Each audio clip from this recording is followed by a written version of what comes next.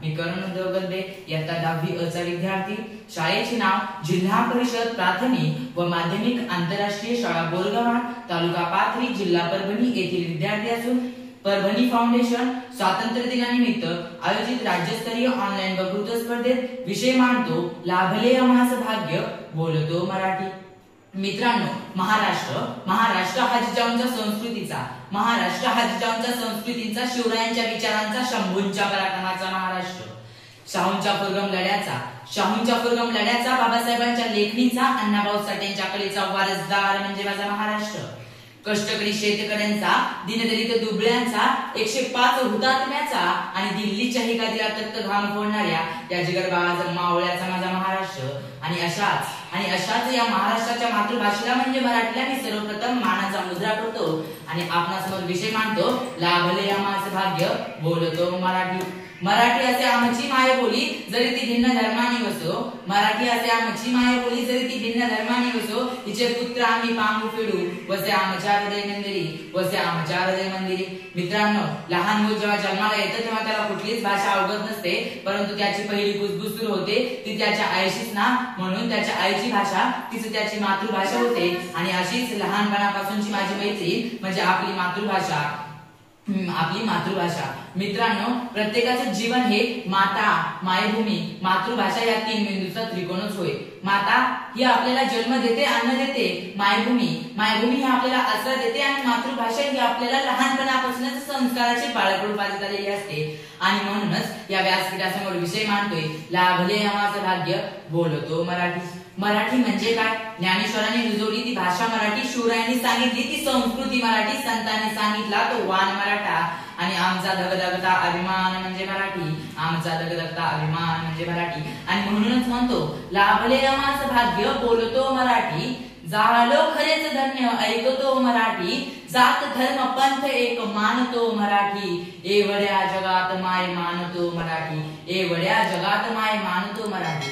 सुरेश भटांच्या या कवितेतून आपल्या मातृभाषेचा अभिमान स्पष्ट होताना दिसतोय। आणि का असू नये, प्रत्येकालाच आपल्या मातृभाषेविषयी अभिमान असायला पाहिजे।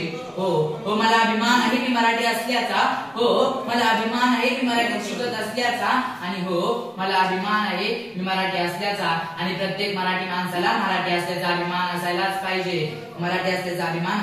पाहिजे। मित्रांनो, मराठीला राजभाषा म्हणून गौरवण्यात आले, पण तिचा वापर योग्य ठिकाणी होतो का? इंग्रजीच्या वर्चस्वामुळे मराठी नष्ट होते की काय अशी भीती निर्माण व्हायला लागली। म्हणूनच मराठी लाभले आम्हास भाग्य बोलतो मराठी हा विषय मांडण्याची गरज भासू लागली। मित्रांनो, आपल्याला लाभलेली वैभवशाली मराठी भाषा ही प्राचीन आहे। मराठीची गाथा प्राकृत्याच्या पर्वतातून निघाली आणि तिला तीर्थाचे स्वरूप देण्याचे काम संत ज्ञानेश्वरांनी केले। आजकालची आमची मुलं अवघ्या वयाच्या 16 वर्षी मोबाईल मध्ये पबजी खेळताना व्यस्त आहेत, परंतु अवघ्या 16 वर्षी ज्ञानेश्वरांनी मराठीचे बोलू कौतुके परी अमृताहुनी पेज जिंके अशी ज्ञानेश्वरी लिहिली आणि मराठीला समृद्ध करण्यासाठी दारं उघडली आणि या अंगणात नंतर भरच पडत गेली। संत रामदासांनी मराठी श्लोक, दासबोध यांच्या माध्यमातून भक्ती मार्गाबरोबरच संसाराची ही शिकवण दिली आणि नामदेवांची मराठी अभंगे खूप प्रसिद्ध आहेत। तसेच कवी कुसुमाग्रज मंगेश पाडगावकर यांनी मराठी निसर्ग सौंदर्याचे अखंड पान मराठी रसिकांना मिळवून दिले आणि यानंतर या ललित वाङ्मयाला आलेला भर ओसरलाच नाही। परंतु आज त्याच मराठीची काय अवस्था होत चालली। आजकालच्या आमच्या मुलांना एखादे शिस्तीचं नाटक विचारलं तर धडाधडा पोपटासारखे म्हणतात, परंतु एखाद्या गडकऱ्यांच्या नाटकांचे नाव सांगा बघू विचारलं तर निरोपकार होतात। हीच आज आमच्या मराठीची दुर्दैवाची गोष्ट आहे।